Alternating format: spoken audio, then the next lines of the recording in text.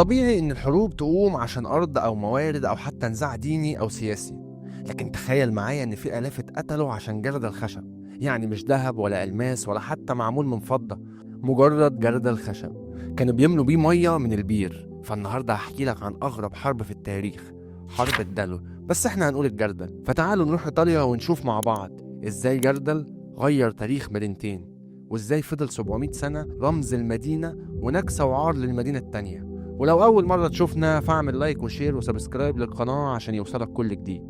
في القرن ال14 إيطاليا ما كانتش بلد واحدة، يعني مفيش حكومة واحدة ولا رئيس وزراء ولا برلمان. إيطاليا وقتها كانت عبارة عن مدن زي ميلانو وفينيسيا ونابولي وبولونيا وموديني، وكل مدينة من دول كانت مستقلة بنفسها، عندها جيش وقوانين وأحيانا عملة. لكن الصراع ما كانش محلي بس، كان في حاجة أكبر شغالة في أوروبا كلها، وهو الصراع اللي بين بابا الكنيسة الكاثوليكية البابا يوحنا ال 22. والراجل ده كان شايف إن الكنيسة مش بس حاجة روحانية، دي كمان سلطة سياسية واقتصادية، ولازم كل ملوك أوروبا يعترفوا إن شرعيتهم بتيجي من إيديه هو. وعلى الناحية التانية من الصراع كان الإمبراطور الروماني المقدس لودفيج الرابع، وده بيحكم إمبراطورية ضخمة بتمتد من ألمانيا لإيطاليا، وكان شايف إن سلطته جاية من ربنا ومش محتاج إذن من البابا عشان يبقى إمبراطور. واللي بيأيدوا الإمبراطور اتعرفوا باسم الغيبلينيين، أما بقى اللي بيأيدوا البابا اسمهم ويلفين. معلش هنستحمل بعض في الأسماء شوية. والاسمين دول أصلهم ألماني قديم، يعني الغيبلينيين الاسم جاي من كلمة ألمانية قديمة اسمها وايبلينجن، ودي كانت قلعة لعيلة هوهنشتوفن، ودول كانوا أباطرة الرومان. ولما جنودهم كانوا بيهتفوا باسم القلعة في المعارك، الإيطاليين نطقوها بطريقتهم وبقت جيبلين. أما الغولفيين فالاسم جاي من وولف، ودي كانت عيلة ألمانية وكانوا منافسين لأسرة هوهنشتوفن، والعيلة دي وقفت دايما في صف البابا ضد الإمبراطور. وبرضه الإيطاليين قلبوها على طريقتهم وبقت وولفن، فأصل الكلمتين مش إيطالي، بس لما الصراع راح لإيطاليا بقى جزء من الحياة هناك، لدرجة إن كل مدينة إيطالية لازم تختار يا إما مع البابا أو مع الإمبراطور.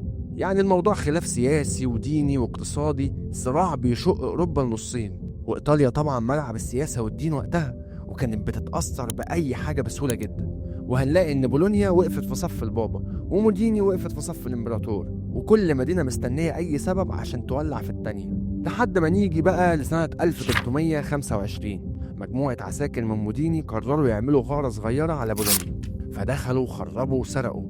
ولما جم يمشوا واحد منهم شاف جردل متعلق على بير في بولونيا، فقرر ياخد الجردل تذكار، مش فاهم هيستفيد ايه.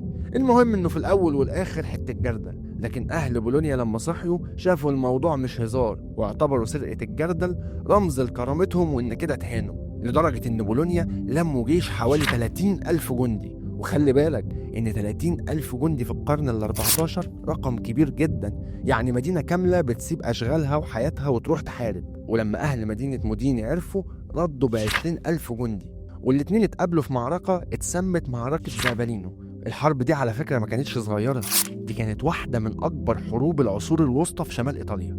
تخيل أرض مفتوحة عند قرية صغيرة اسمها زابالينو، وبين التلال صفوف من الجنود لابسين دروع حديدية ورماح طويلة، والسيوف بتلمع تحت الشمس، والخيالة قدام زي العاصفة، والرايات بتترفع، الأبيض والأحمر لبولونيا والأسود لموديني. ورغم ان بولونيا عددهم اكبر بكتير، بس موديني كانوا منظمين اكتر، وهاجموا بخطة ذكية. استدرجوا جنود بولونيا في منطقة ضيقة، وفرسان موديني اللي لابسين دروع هجموا عليهم، والنتيجة ان مات الالاف من الجنود، وموديني اللي عددهم اقل كسبوا الحرب. وبعد الحرب جنود مودينا ما استكفوش انهم كسبوا، فدخلوا ارض بولونيا ودمروا حواجز المدينة واثبتوا للكل انهم الاجمد. السؤال بقى المهم، سبب المصيبة دي اللي هو الجردل راح فين؟ الجردل فضل مع أهل مودينا، وحطوه في برج المدينة رمز لانتصارهم. والنهاردة بعد 700 سنة تقريبا، لو رحت مدينة مودينا هتلاقي الجردل معروض هناك في برج المدينة، والمدينة كلها فخورة بيه. أما بولونيا فالموضوع جرح كرامتهم، والمدينة اللي اتشهرت بالعلم لأن عندهم أقدم جامعة في أوروبا بقى لازق فيها إنهم اتذلوا وخسروا الحرب بسبب جردل. من النظرة الأولى على القصة يبان لك إنها كوميدية، لكن الحقيقة إنها بتورينا إزاي البني آدم بيقدر يعمل من أي حاجة تافهة رمز مقدس، وإزاي الشرف بيتحول لشماعة نعلق عليها خراب وحروب ودم.